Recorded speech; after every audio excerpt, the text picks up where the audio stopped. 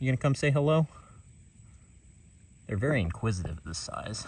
Really, timber rattlesnakes in general are pretty inquisitive.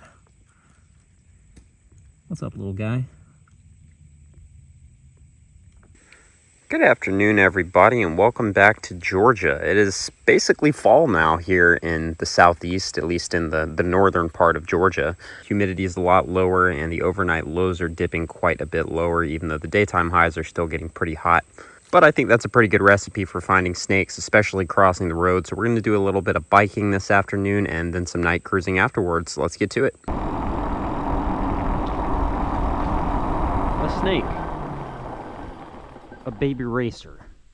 Uh-oh. Uh-oh. He's moving. No, no, no, no. Hello, buddy.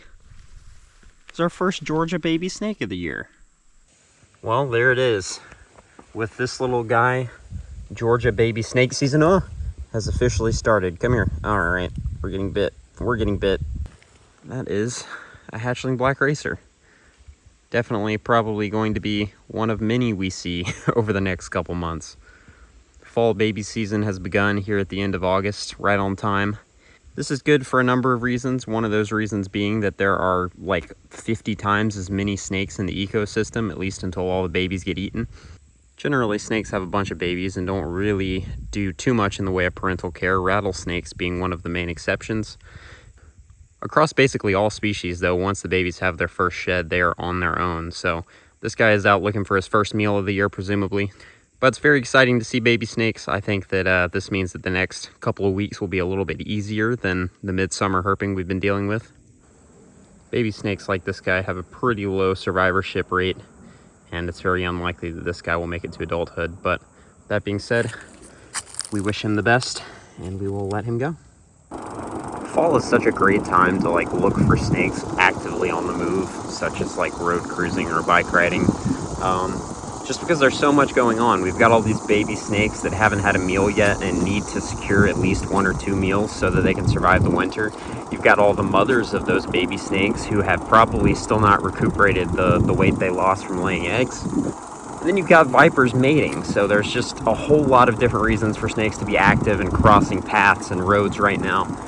And it's really a good time to just get out and see snakes in a very accessible way, crossing paths or roads, because I know hiking through the woods and bushwhacking isn't exactly for everybody. Hey, a fresh baby corn snake. Look at that guy. He's neat looking. Man, that is a cool looking little corn snake. I know I've talked about it before, but a lot of the corn snakes in North Georgia tend to not have much color when they're hatchlings. You see he's got a little bit of kind of pinkish orange in between the bands there. But for the most part, it looks very similar to a little hatchling gray rat snake. Although a gray rat snake of a similar age would be quite a bit bigger, and he wouldn't have that very distinct V shape on the head. But beautiful little snake and a great way to start the night. I'm gonna get some quick photos of this guy. He is super tiny and cool looking, and then we'll keep on cruising. Are you kidding me? What? Second snake of the night is a mole king, and a new road for me. I've never found one here. Holy crap. That is unreal. It is gorgeous too. Well, I wasn't really expecting to see a mole king snake tonight, but I'm certainly not upset about it. If you're a longtime viewer, you know just how difficult these snakes can be to find. This is only the second one we found this year, and I think last year we went the whole year without seeing a single one. This one is definitely a lot more colorful and more boldly patterned than the one we saw earlier this summer that was a little bit kind of dark for mole king. This is definitely a little bit more of a typical representation, but maybe on the colorful end of typical, whereas the other one was on the dull end of typical. But just wow, what a beautiful animal. And I can't believe we got lucky enough to find a mole king on our first night back from the west. It's actually been a trend. There's been a couple of years in recent history where we've come back from a long trip to the western United States and just immediately found a mole king on our first outing. All right, here's a little bit of a size reference, and then we'll get this guy to the road, but that is just fantastic. Absolutely beautiful. Who is this wiggly man? Is that a worm snake? It is a worm snake. Third snake of the night, worm snake. He's very iridescent, though. Look at that. As usual, having a hard time getting traction.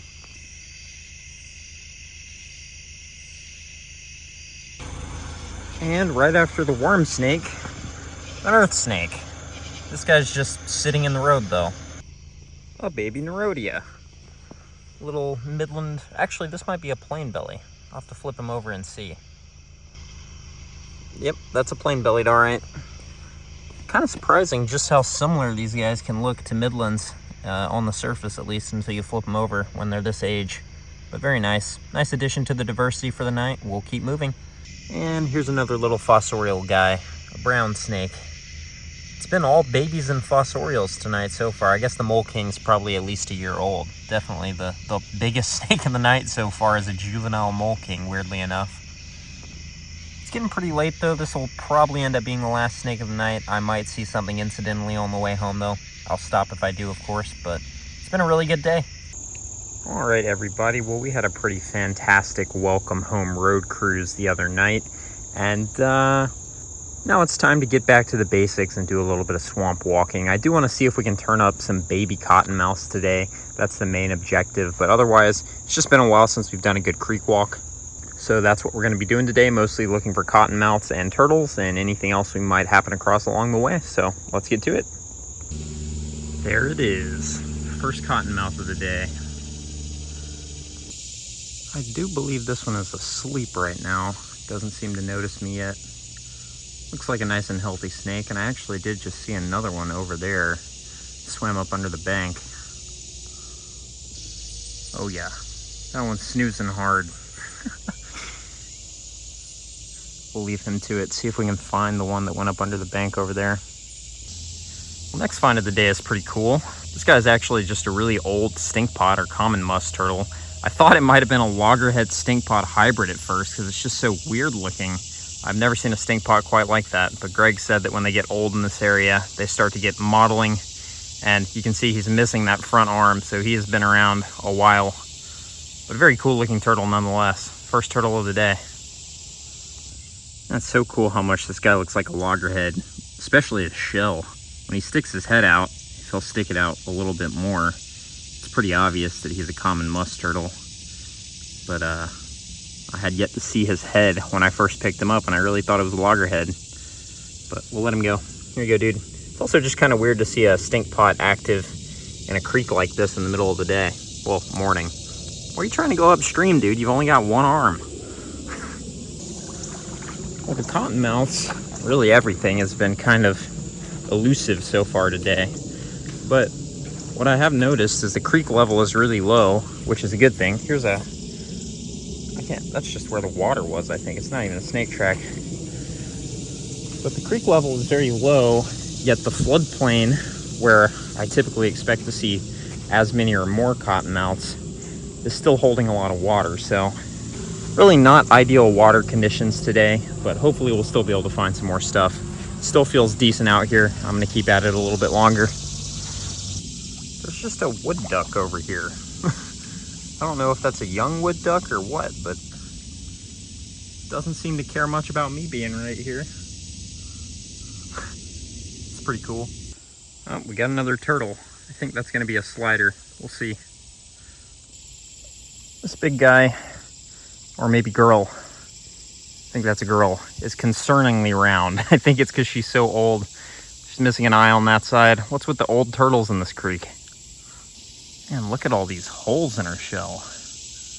That is crazy. That is a really crazy looking turtle. Mostly just common stuff today so far, but seeing really old turtles like this one and the common musk turtle earlier that are so old they don't even look normal is really cool. There you go. Round. Mrs. Round. That is so weird. See her bad eyes on this side. She doesn't even know we're here still. She thinks I just let her go.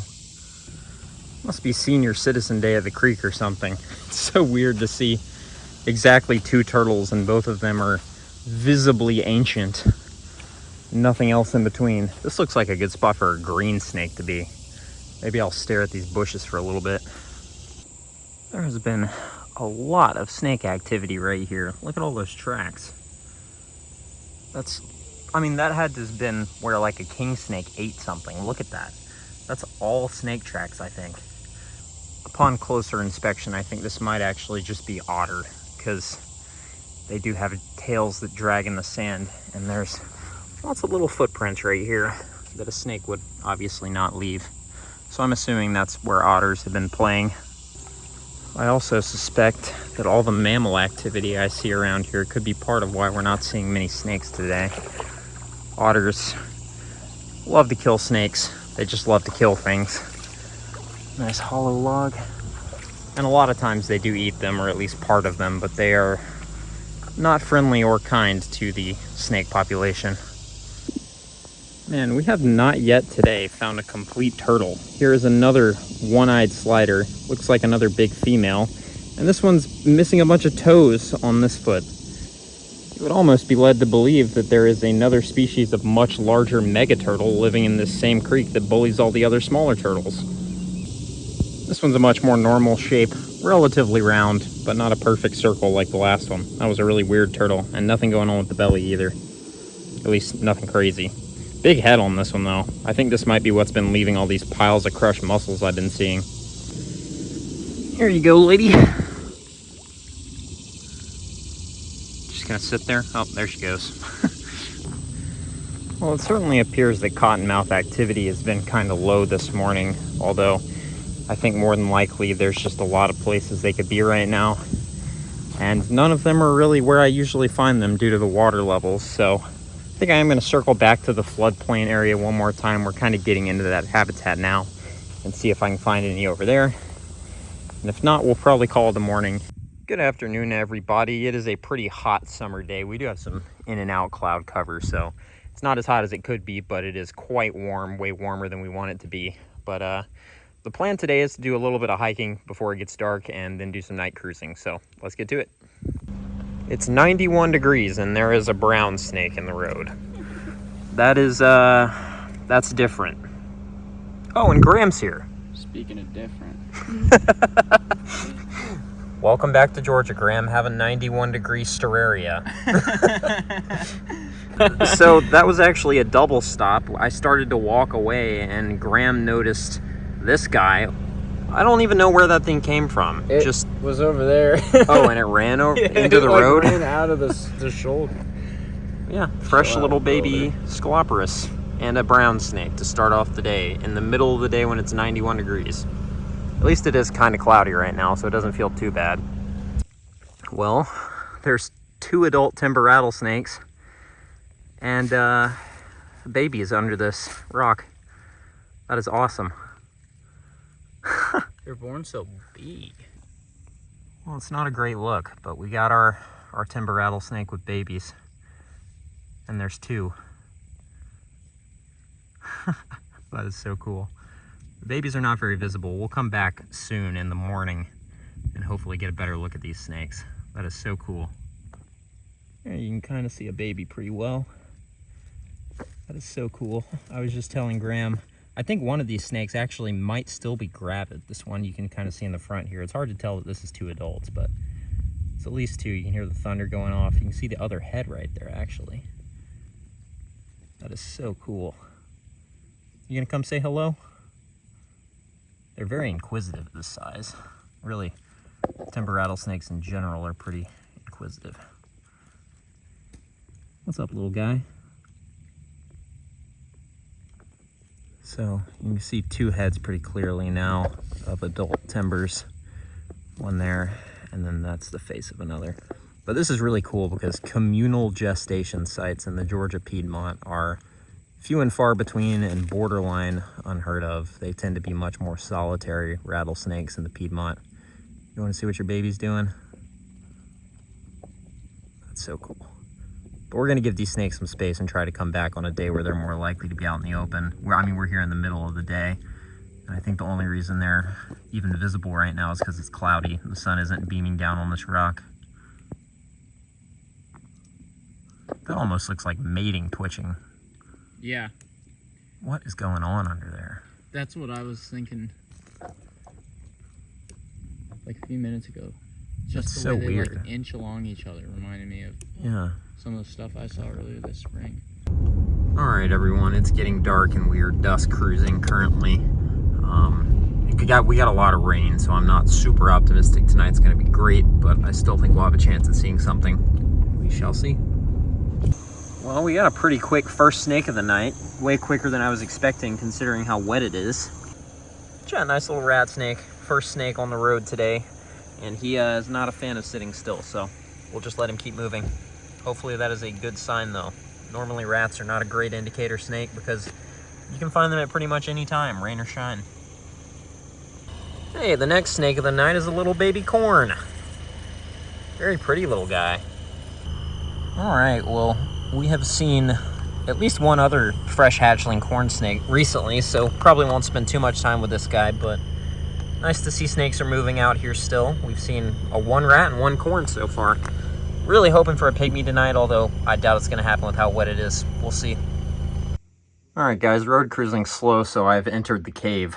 There's a slimy salamander and a cave salamander right there. Not much surface activity from the cave salamanders tonight. This is actually the first time I've been all the way in this cave. There's another slimy, you can see his tail right there. You gotta slip down the leaf slide to get in here. All right, Hunter is in the cave now. And we've got cave sals, a couple of them.